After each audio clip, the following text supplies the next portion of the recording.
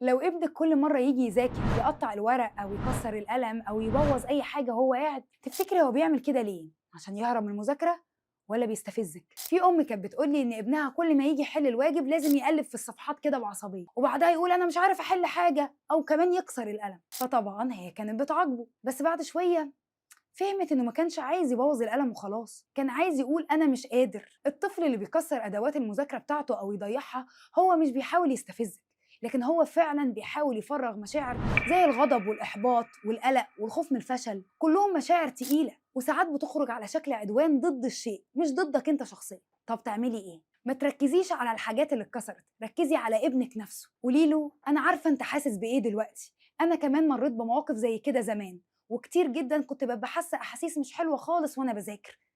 تحب تقولي انت حاسس بايه؟ تحب نكمل دلوقتي ولا ناخد بريك ونرجع نكمل بعدين؟ حطي قوانين واضحه من الاول، اوقات المذاكره، التعامل مع الورق والاقلام بتاعتنا، كل التفاصيل اللي ممكن تساعدك في المرات الجايه. وافقي ان الغلط وارد وامدحيه وامدحي المحاوله قبل النتيجه. لو حصل كده معاكي قبل كده شاركينا الموقف في الكومنتات. لو حابب تتعلم تعديل سلوك وتدخل المجال كاخصائي تعديل سلوك، عملت لك كورس مجاني تقدر تتعلم منه اساسيات تعديل السلوك وبسهوله. سجل من خلال اللينك في الكومنتات.